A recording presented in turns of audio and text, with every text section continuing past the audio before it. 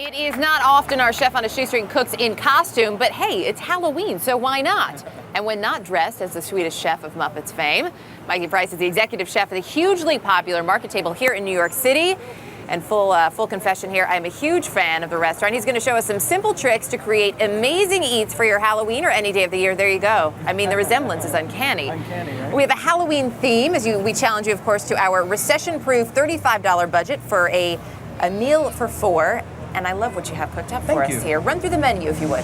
We've got a pumpkin soup served in roasted pumpkins with a little spiced creme fraiche and croutons. We're making basically to order paninis, so whatever you like, whatever ham, turkey, cheese. And then we also have caramel apples for dessert. It sounds like a perfect Halloween menu to me. We'll start off with the pumpkin soup. Okay. And can you use any sort of pumpkin that you hollow out as a bowl? Any small pumpkin you can hollow as a bowl. You could easily use acorn squash or a different kind of squash as well. Really simple, just a little bit of pumpkin puree, chicken stock, a little bit of butter, and some nutmeg. Which is great. Now you have them beautifully displayed here in those bowls, and you've made up a little, you mentioned the creme fraiche. With some people, it might be hard to find. Can you use something instead of creme fraiche, like sour cream? Sure, you could definitely use a little bit of sour cream, just something to add a little bit of creaminess to the soup. And what do you put in here for the little bit of spice that we add to that soup? It's got cinnamon, allspice, and nutmeg, so it's kind of like those fall apple pie spices. I'm going to steal one of these and try a bite. Sure. While you tell me. And then what's on top? A little crouton here? Little pumpernickel croutons. I'll tell you, it's a fine Oh, it's delicious. I love it. Thank you. It's great. Now, we're moving along a little quickly here, folks, because we have caramel apples, you might have noticed. We want to make sure we get to them. So the soup, of course, that's all on our website. Very easy to do.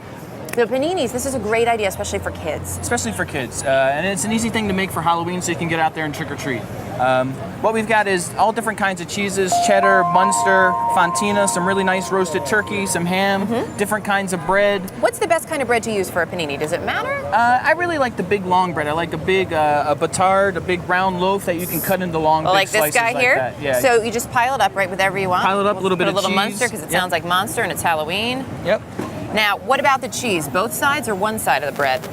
You can do it. Depends on how much cheese you like, but you can do either one. It's cheese. It's calcium. It's good for your bones. Yeah. I mean, come on, people. Let's not. A little arugula there. Should we put that on our sandwich? Yeah, a little arugula in the middle is good. Okay. A little more cheese. We're gonna brush the grill with a little bit of okay, so a little. butter. Now I made this mistake. I put some oil on my bed recently in my bread in a panini challenge, and I lost.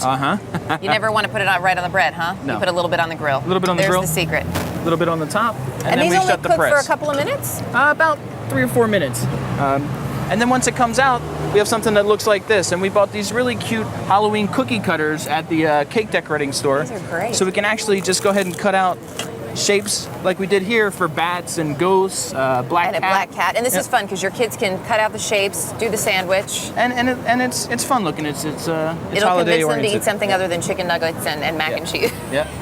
Which is great. All right. I love the bat sandwich, but as you mentioned, caramel apples. Caramel apples. So Halloween-y, and you're making your own caramel. How do I do this?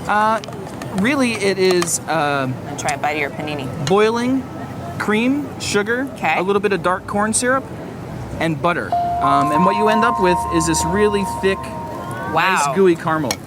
And what we're going to do is, if you want to go ahead and dip an apple in there. And does it matter what kind of apples we use here? These are cute These are little small Pink Lady Rose apples. Pink Lady, those are my favorite apples. Did you know that? And they are really, really sweet. Got a nice crunch to it. Good crisp. Really, really good. All right, so I've got my apple. You got your apple. You just kind of roll it around like that, and you put it right on a little bit of oiled parchment paper. And then how long does it take to set? You can put that in the fridge for about 10 or 15 minutes, and after that, it's set and golden. Yep. Wow, so we've already got our Halloween party in like a half an hour. Finished. Now comes the true test, not just of the panini, but of the munchkins. We have both your daughters with us. Hazel, oh, lost her hat. The newest one, lost her hat. Miss Hazel, right? Hazel Price, yep. And we have Olive over there. And Olive, who's back with us as well, She's along a little with Dad. Carrots and peas, I love it. All right, let's see. We know you did great in the kid department. I'm going to tell you that already. You and your wife do fine work. Let's see how you did with our budget. $34.41 coming in under budget, which we like to see. Are you on the leaderboard? No. All right, maybe not on this leaderboard, but you're definitely on another one of our leaderboards. Okay, good.